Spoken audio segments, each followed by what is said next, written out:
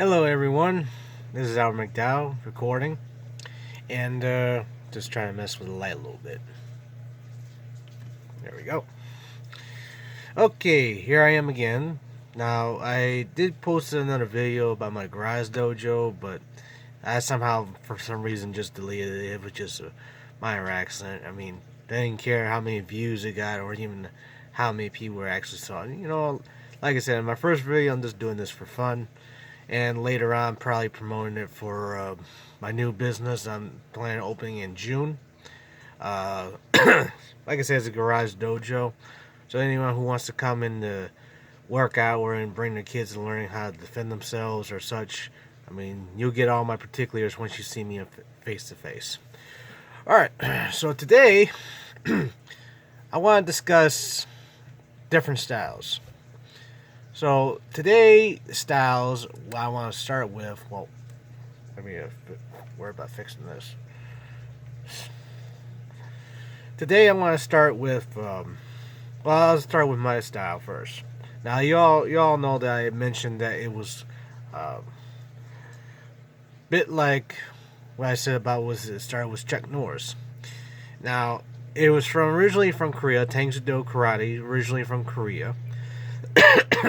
Korea is known for three styles: Tang Soo Do, Hapkido, and Taekwondo. Now the ones that get the most, hype mostly is, well, technically all three if you can find an actual dojo that studies at least one of the other. Now, Tang Soo Do, excuse me. Tang Soo Do is a bit of a combination between karate, Japanese way of fighting and Korean way of fighting. It does both. It shows that it does do katas, it does do position techniques, it also does a little bit of grappling. But the thing is, with the Japanese way of fighting, they usually is that there's about at least 7 to 12 styles in Japanese. But in Tang Soo Do adapts at least one of them into this style and then makes it sound like it's the same thing. But anyways, almost the same katas. It's just that in Tang Soo Do is a lot more bigger arm movements. Karate is just straightforward or straight attacks. So that's basically the difference between Korean and Japanese, is that Korean is a lot more fluid, but it's also hard at the same time. Japanese is more hard. There's hardly any fluid. But the thing is, both styles are very good when it comes to hard fighting. Now, Taekwondo, I trained with it once. I earned a yellow belt in college in Taekwondo. But I got a second degree black belt in Tang Soo Do Karate. But the thing is, like I said, I'm not a master of it or anything. I'm just an amateur instructor, but still know the styles pretty well. At least to my knowledge. Taekwondo, basically, everyone knows it, is one that's famous in the Olympics that does really big, high, and very strong kicks. So Taekwondo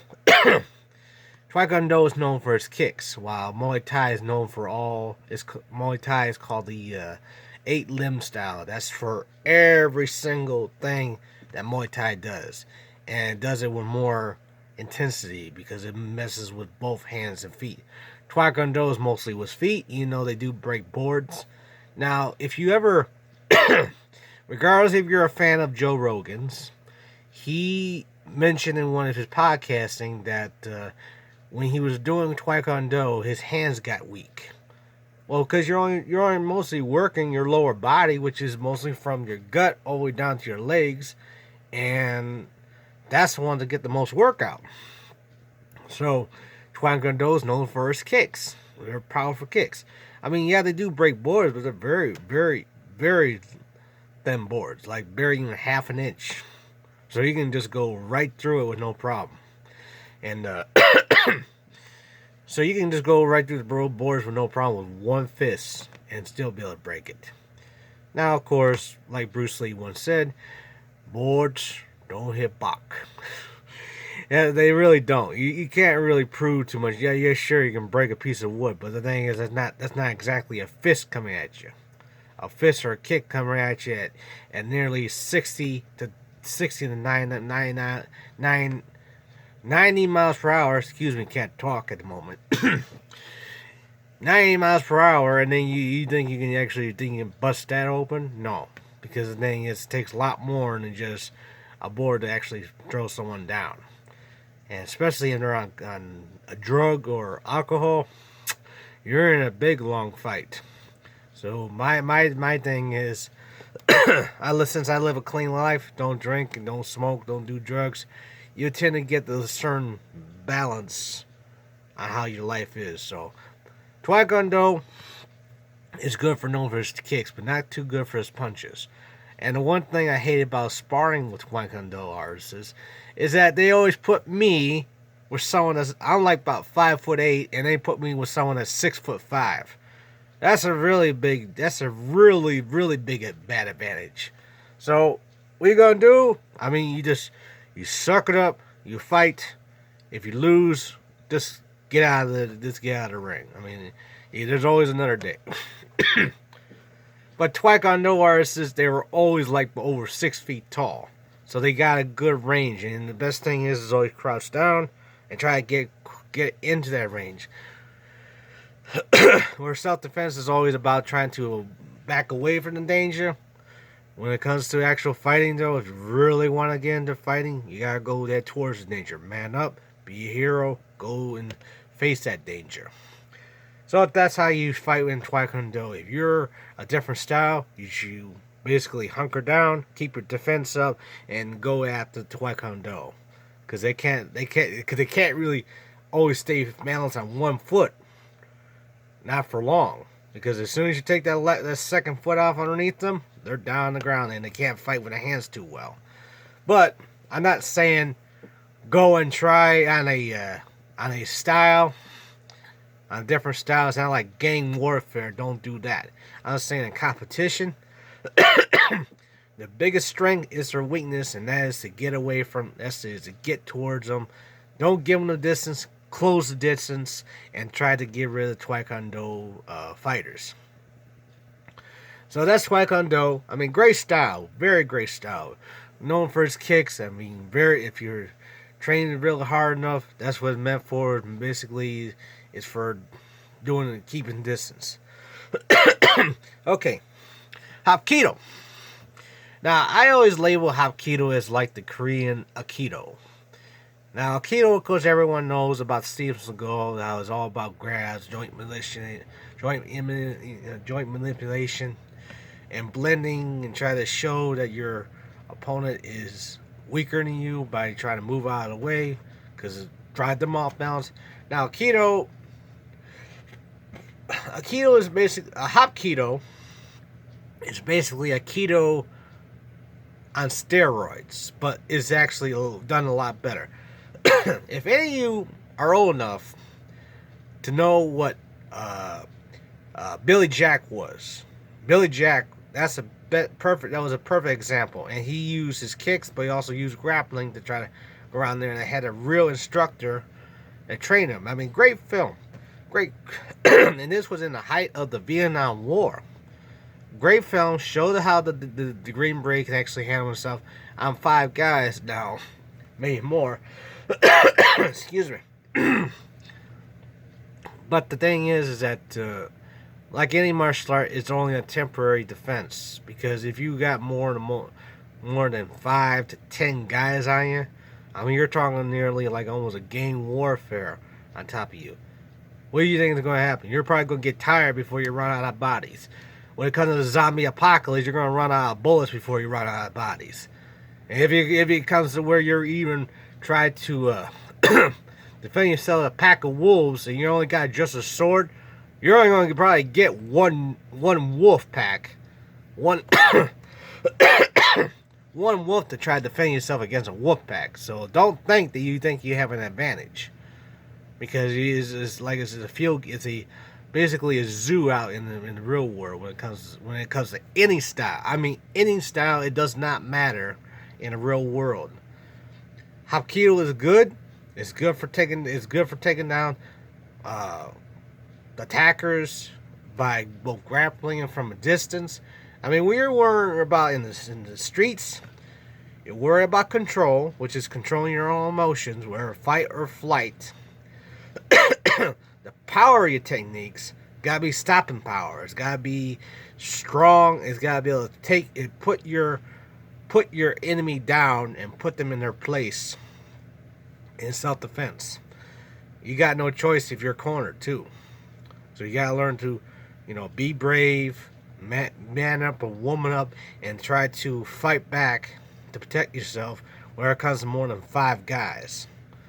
Like I said, always don't go out looking for fights, because the more you try to prove your worth to everyone else, that's a great way to get you killed. We are not all actors. We do not try to start fights and think we can just walk away without breaking a sweat. So getting back to Hapkido, Hapkido is a very good style, good for grappling, striking, and all that.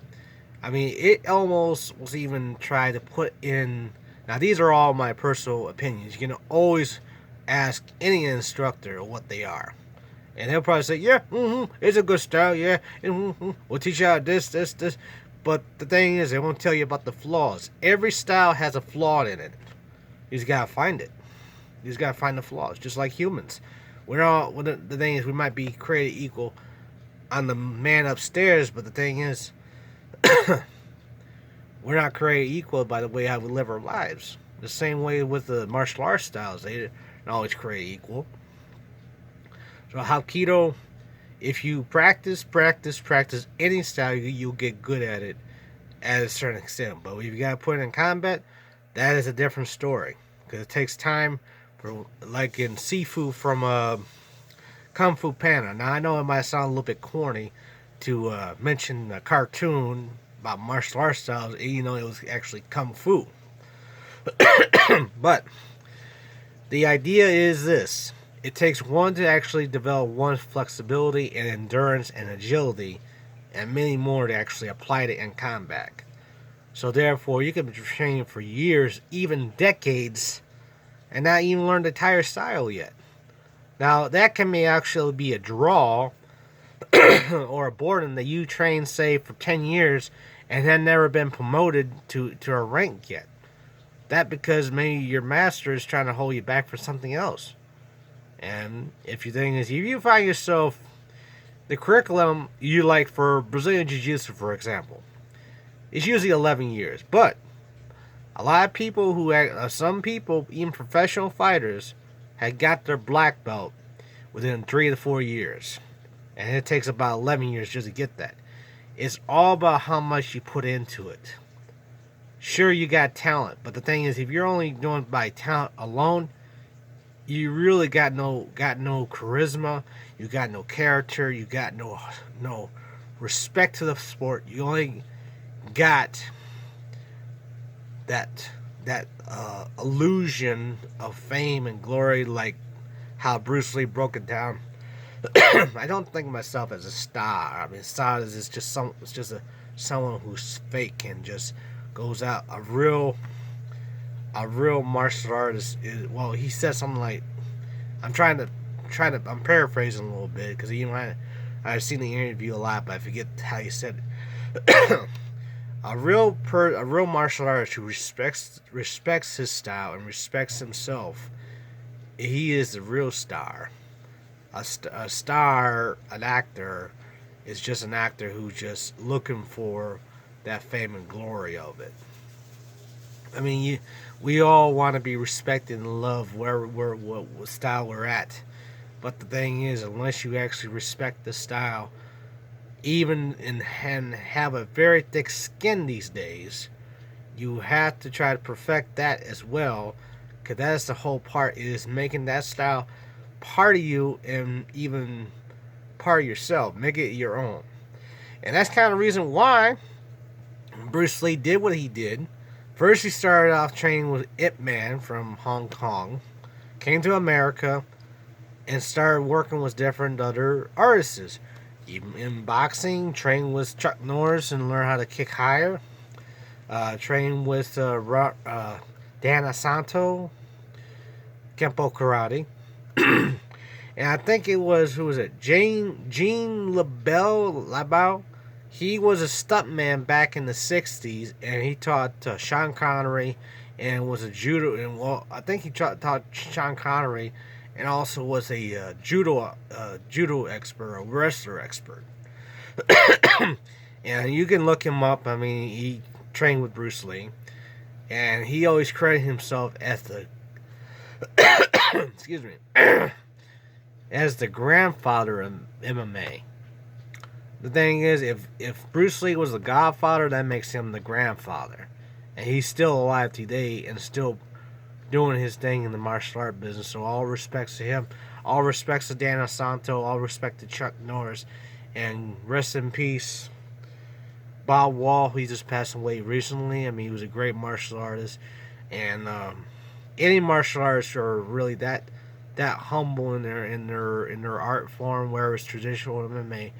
All respects to you, gentlemen, for keeping the martial art community alive and keeping us always humble in our ways of how we compete in sports.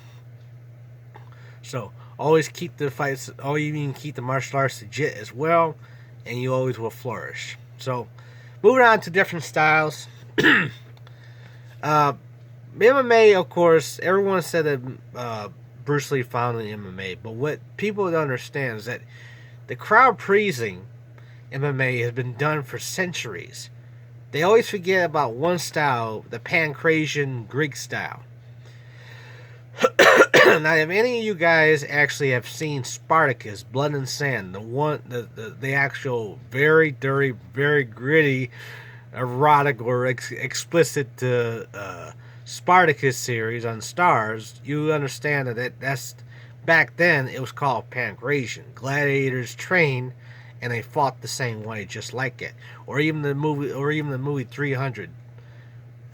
Now, there was one back in the '60s, the 300 Spartans, and then of course Frank Miller came along, wrote the graphic novel. Was very any technician or even author or writer like Frank Miller, he took inspiration for it, but also gave him a little bit of his own flair, gritty flair. Now, whether you like Frank Miller or we don't like Frank Miller, that's your opinion. I mean, the thing is, the guy has his own way of doing things. We all do. We all have our own opinions. We all have a way of doing things. But if you are really an artist and you accept certain expressional work that's meant for its content, you show a little bit of appreciation. Because if it wasn't for artists, we wouldn't be here today and trying to show or express ourselves, even if it is in the martial art or is in artwork or even writing as well.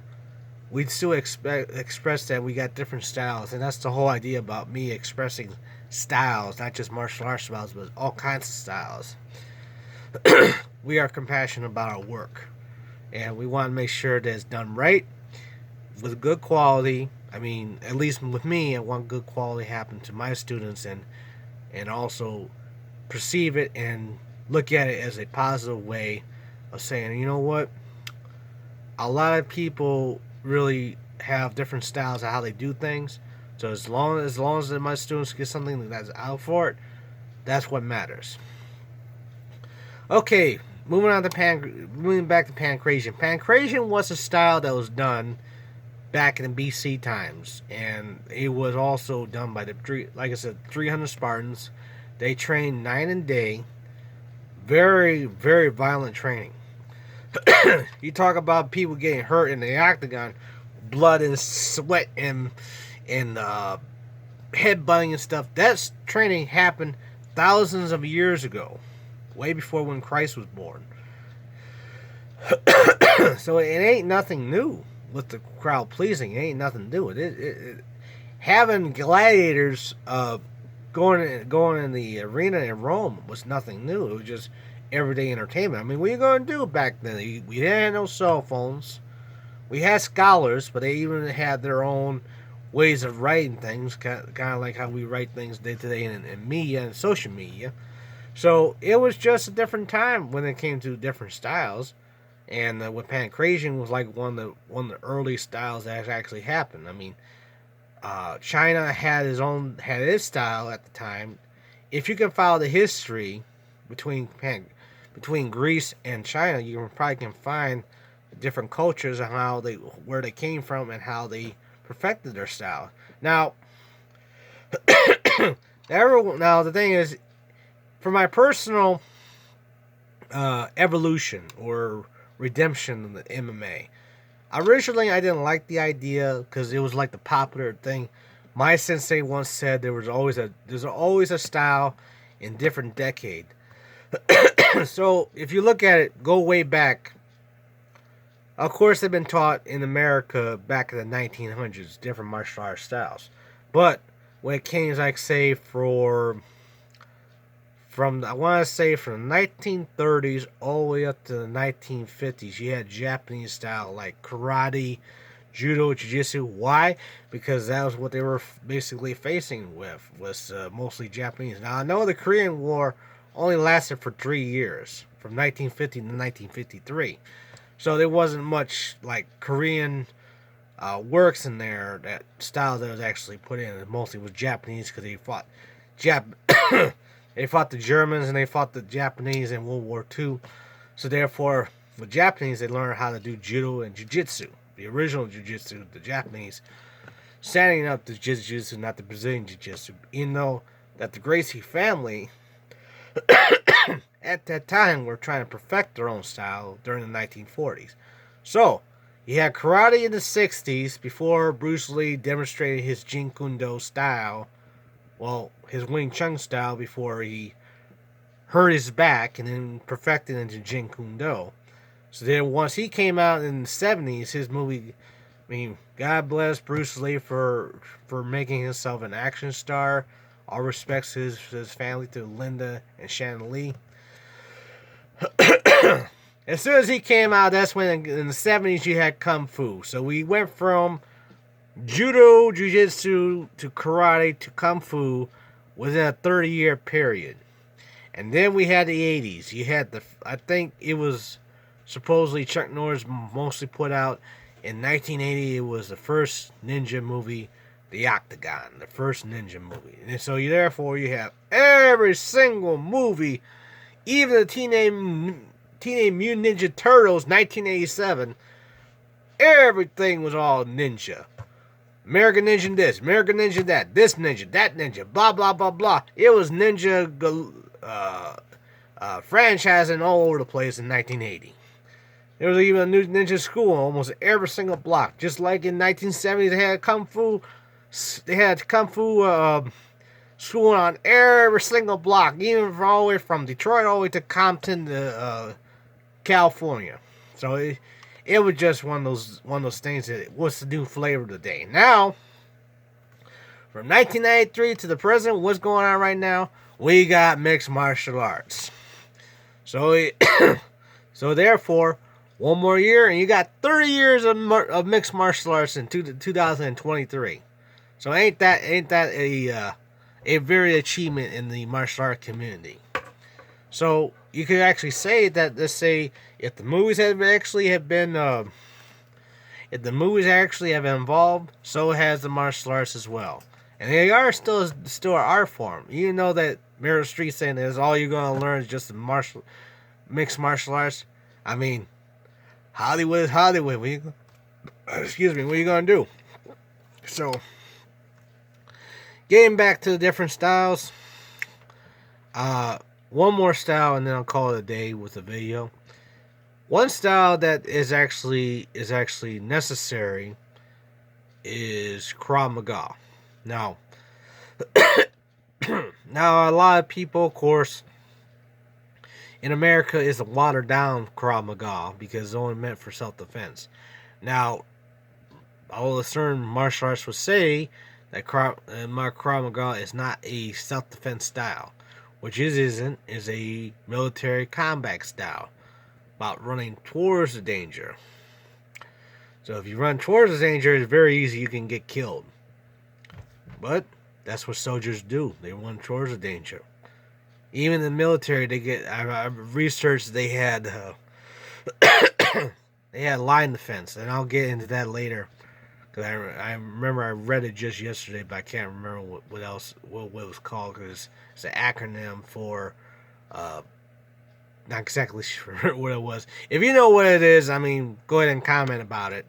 But the military got like line defense. Now the Green Beret had actually practiced certain tactics that was done in Vietnam. That was guerrilla tactics, and one of which was like the Apache knife fighting. But Krav Maga is originally comes from Israel, from the ID force, and the thing is, it's a very, very intense style. So therefore, if you actually are trying to fight against a knife, you're fighting against a knife. If you're fighting against a gun, you're fighting against a gun. So it's a very, very intense style, and must also take seriously. Now, of course, in America, if you got an American uh, uh, self-defense instructor, I mean, make sure you look them up. You do a background check. Make sure you know what you're getting yourself into, so you're not getting killed.